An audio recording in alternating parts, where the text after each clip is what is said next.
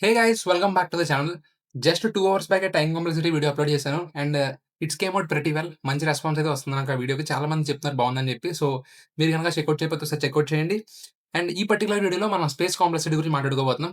మనం ఇది కూడా టూ డీప్‌గా ఒకేసారి వెళ్ళడానికి ట్రై చేయం. ఓకే. మనం ఫ్యూచర్‌లో డీఎస్ఏ ప్రాబ్లమ్స్ చేస్తాం. అక్కడ ప్రతి సమ్‌కి కూడా స్పేస్ కాంప్లెక్సిటీ ఏంటి, టైమ్ కాంప్లెక్సిటీ ఏంటి అని చెప్పి డిస్కస్ చేస్తాం. So you will get a more clear cut clarity there. ఓకేనా?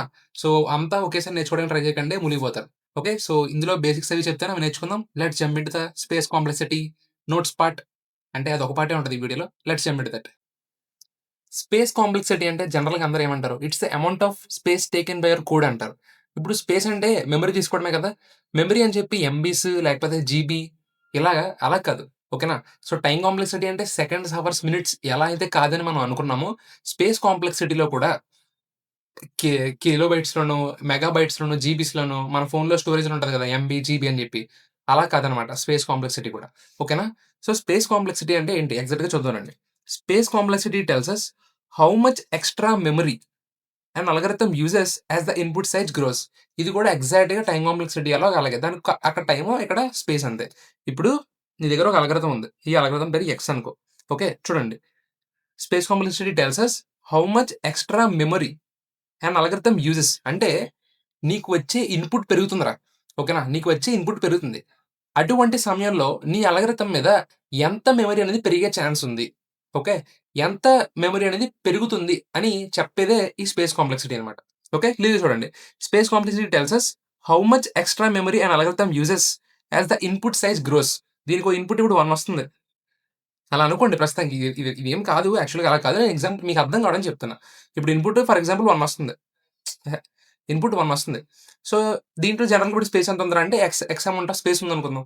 ఇప్పుడు ఇన్‌పుట్ అనేది 100 అయిపోయింది. ఓకేనా? ఇదే అల్గోరిథంకి.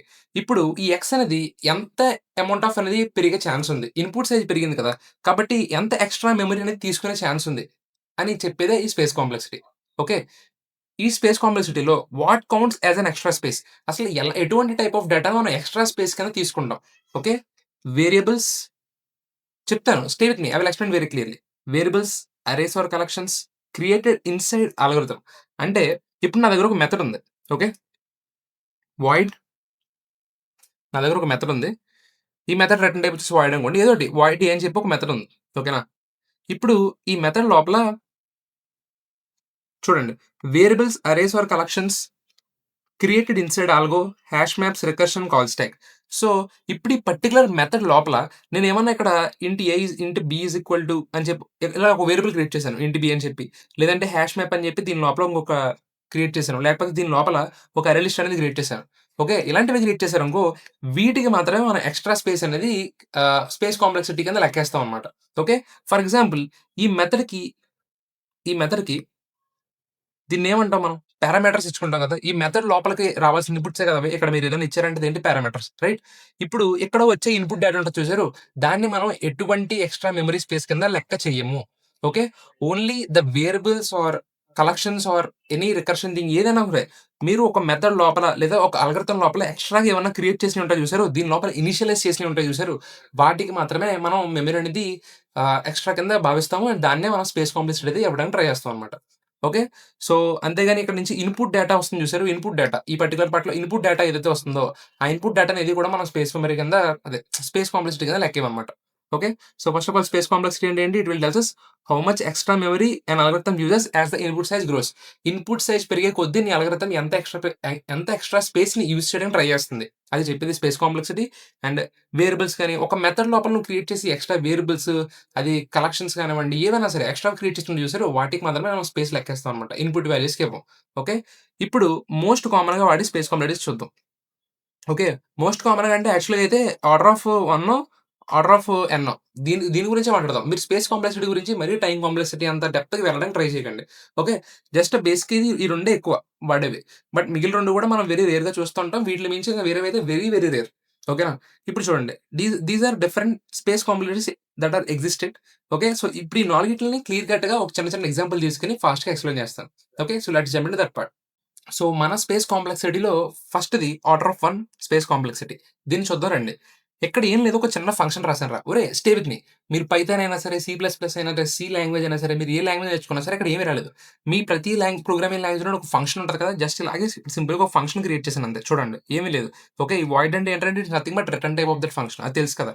ఇదేమో ఇన్‌పుట్ వాల్యూ వస్తుంది. ఇప్పుడు ఈ పర్టిక్యులర్ కోడ్ యొక్క స్పేస్ కాంప్లెక్సిటీ ఆర్డర్ ఆఫ్ 1 అన్నాను నేను. ఎందుకు ఆర్డర్ ఆఫ్ 1 అన్నానంటే, irrespective of the size of the input. ఇక్కడ వచ్చే ఇన్‌పుట్ సైజ్ అనేది ఎంతన్నా గ్రో అవ్వని. ఎంత అన్న అవ్వని, ఎంతైనా గ్రో అవ్వని, నీకు వీటిల మీద ఏదైనా ఎఫెక్ట్ పడుతుందా? నువ్వు లోపల క్రియేట్ చేసే వేరియబుల్స్ ఉన్నాయి గదా! అవేమన్నా పెంచుతున్నావా? లేదు. దాని మీద ఎలాంటి ఎఫెక్ట్ పడట్లేదు కదా! అప్పుడు ఇవన్నీ కాన్స్టెంట్‌గా అలాగే ఉంటాయి. రైట్? Whatever it is. నువ్వు ఇక్కడ n అనేది ఎంతన్నా ఇచ్చుకో, 1,00,000 ఇచ్చుకో, 10,00,000 ఇచ్చుకో, నువ్వనేది ఇన్‌పుట్ అనేది ఎంతన్నా సైజ్ పెంచు. బట్ ఈ n అనేది వీటి మీద, ఈ మెథడ్ లోపల లేదా ఈ అల్గోరిథం, ఈ పర్టిక్యులర్ అల్గోరిథం లోపల ఏవైతే వేరియబుల్స్ మనం క్రియేట్ చేసామో వాటి మీద ఏదైనా ఎఫెక్ట్ చూపిస్తుందా? ఎఫెక్ట్ చూపించట్లేదు. కాబట్టి ఇది ఇప్పుడు ఆర్డర్ ఆఫ్ 1 స్పేస్ కాంప్లెక్సిటీ అవుతుంది. అంతే. సింపుల్‌గా అక్కడితో వదిలేయి. జస్ట్ అదేంటో తెలుసుకో, లీవ్ ఇట్ దేర్ అంతే. ఓకే. సో, నీకు బయట నుంచొచ్చే ఇన్‌పుట్ వాల్యూ ఏదైతే ఉందో, అది నువ్వు క్రియేట్ చేసే వేరియబుల్స్ మీద ఎలాంటి ఎఫెక్ట్ చూపించట్లేదనుకో, అప్పుడు అవి కాన్స్టెంట్‌గా అలాగే ఉంటాయి. కాబట్టి ఇలా ఉన్న వాటిని మనం ఆర్డర్ ఆఫ్ 1 స్పేస్ కాంప్లెక్సిటీ అంటాం. Okay. So, order of 1 space complexity అయిపోయింది. ఇప్పుడు ఆర్డర్ ఆఫ్ n చూద్దాం రండి. Order of n space complexity ఏంటంటే it's very simple. If you observe this program ఇక్కడ కూడా సేమ్ అలాగే నేను ఇందాకలా ఇంకో ఫంక్షన్ తీసుకున్నాను. ఏమి ఎక్స్‌ట్రాగా ఏం చేయలేదురా. జస్ట్ మీరు ఏ లాంగ్వేజ్ అయినా సరే మీ దాంట్లో ఫంక్షన్ ఉంటది. అలాగే తీసుకున్నాను. ఇక్కడ ఇన్‌పుట్ అనేది n అనేది ఒక వాల్యూ వస్తుంది.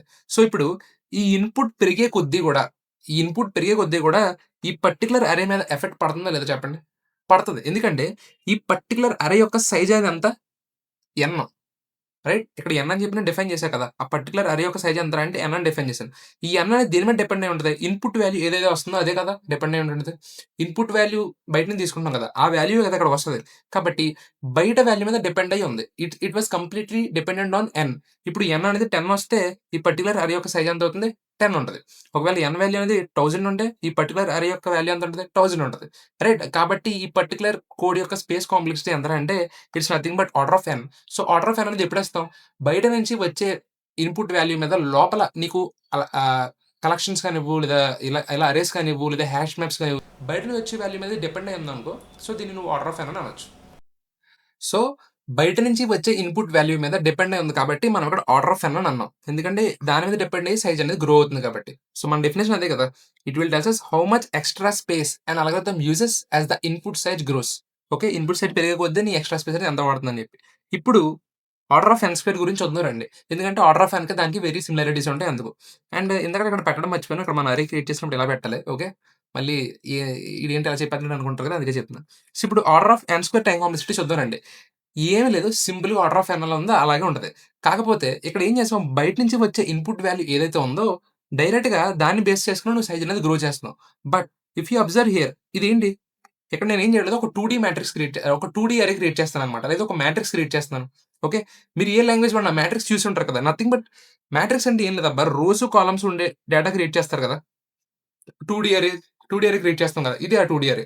ఓకే. రోస్ ఉంటాయి అండ్ కాలమ్స్ కూడా ఉంటాయి. కాబట్టి ఇప్పుడు మనం ఏం చేస్తాం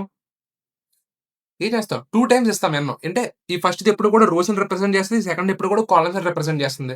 రైట్. బయట నుంచి వచ్చే ఇన్‌పుట్ వాల్యూ ఏదైతే ఉందో అది డబుల్ అవుతుంది కదా! బేసిక్‌గా చెప్పాలంటే మల్టిప్లికేషన్ అవుతుంది. రైట్. ఇక్కడ n ఎంతైతే వచ్చిందో దానికి n స్క్వేర్ అలా అవుతుంది. రైట్. అందుకే దీన్ని మనం ఆర్డర్ ఆఫ్ n స్క్వేర్ అని అన్నామనమాట. ఎందుకు అన్నారంటే for each every input element we will add n more elements. Right. వచ్చే ప్రతి సింగిల్ ఎలిమెంట్‌కి n మోర్ ఎలిమెంట్స్ యాడ్ చేస్తున్నాం. ఇప్పుడు ఫస్ట్ దానికి n యాడ్ చేస్తావు. సెకండ్ దానికి n యాడ్ చేస్తున్నావు. అన్ని ఎలిమెంట్స్ యాడ్ చేస్తున్నప్పుడు nకి n ఎలిమెంట్స్ అంటే n ఇంటూ n కదా! నేను చెప్పేది okay. I know. I'm sorry. కొంచెం గజిబిజిగా ఉంటది. వాట్ ఐయామ్ సేయింగ్ ఈస్ నీకు బయట నుంచి వచ్చే ఇన్‌పుట్ వాల్యూ సింపుల్‌గా డబుల్ అవుతుందిరా. ఓకేనా? మీరిప్పుడు ఏదన్నా ఒక మ్యాట్రిక్స్ తీసుకోండి. ఇప్పుడు బయట నుంచి n 3 అని వచ్చిందనుకో. ఓకే. ఆ 3 అనే n వాల్యూతో మీరు ఏదైనా మ్యాట్రిక్స్ క్రియేట్ చేశారనుకో. మీకు ఎన్నొస్తాయి వాల్యూస్? n స్క్వేర్ వాల్యూస్ వస్తాయి. ఓకే. ఇప్పుడు మీకు n 3 అంటే n స్క్వేర్ అంటే ఎంత? 3 into 3 which is nothing but 9. ఇక్కడ 9 ఉన్నాయి చూడండి. 1, 2, 3, 4, 5, 6, 7, 8, 9. రైట్. 3 రోలు. 1, 2, 3 3 కాలమ్‌లు. 1, 2, 3 ఓకే. సో, ఇలా బయట నుంచి వచ్చే వాల్యూ ఏదైతే ఉందో, దానికి డబుల్ అయ్యేలా మన దాంట్లో స్పేస్ క్రియేట్ చేసుకుంటుంది. ఓకే. అలాంటిదప్పుడు దీన్ని మనం order of n square space complexity అంటాం. ఓకే. ఇప్పుడు నేను చెప్పేవన్నీ కూడా మీకు ఎలా అనిపిస్తాయంటే మీరు మీరు థియరిటికల్‌గా ఏమన్నా చూసుంటారనుకో, మీ ఎగ్జామ్స్ రాసుకునే దాంట్లో మీరు థియరిటికల్‌గా చూసేవి ఉంటాయి కదా! అవన్నీ ఎలా ఉంటాయంటే ఒక ఫార్ములా వేసి, అడిషన్స్ చేసి, ప్లస్ చేసి ఇలా చెప్తారనమాట. అవన్నీ ఎగ్జామ్స్ పరంగా చూడండి. ఓకే. మన కోడింగ్ పరంగా కూడా కావాలి. బట్ నేను టూ డెప్త్‌గా వెళ్ళట్లేదు. I will just explain you the basic. ఎందుకంటే మనం డీఎస్ఏ ప్రాబ్లమ్స్ సాల్వ్ చేసినప్పుడు, అక్కడ ఎవ్రి ప్రాబ్లమ్ సాల్వ్ చేసిన తర్వాత దాని టైమ్ కాంప్లెక్సిటీ అండ్ అలాగే స్పేస్ కాంప్లెక్సిటీ గురించి మేము డిస్కస్ చేస్తాం. ఓకే. సో, ఇక్కడ ప్రస్తుతానికి ఇది ఏంటి అని తెలుసుకోండి. And will just end there. Okay. Now order of log and space complexity. ఈ order of log and space complexity గురించి ఈ వీడియోలో నేను ఎక్స్‌ప్లెయిన్ చేయను. ఓకేనా? ఎందుకో చెప్తాను చూడండి. ఇప్పుడు order of log and space complexity ఏంటంటే it is nothing but log అనే వాల్యూ మీకు కోడింగ్‌లో ఎక్కడ కనిపించినా సరే అదేం చేస్తదో తెలుసా? It is nothing but divide చేసుకుంటూ వస్తదిరా. ఓకేనా? మీరిచ్చిన ఇన్‌పుట్ వాల్యూని కావండి, మీరు రాసే అల్గోరిథం యొక్క టైమ్ కాంప్లెక్సిటీ కానివ్వండి, ఏదైనా సరే మీరు ఎప్పుడైనా సరే లాగ్ చూసారనుకో, అది మీ పర్టిక్యులర్ కోడ్‌ని ఆర్ మీ పర్టిక్యులర్ లాజిక్‌లో సంథింగ్ ఏదో దాన్ని డివైడ్ చేసుకుంటూ దగ్గరికి ఆన్సర్‌ని తీసుకొస్తుందని అలా గుర్తుపెట్టుకోండి.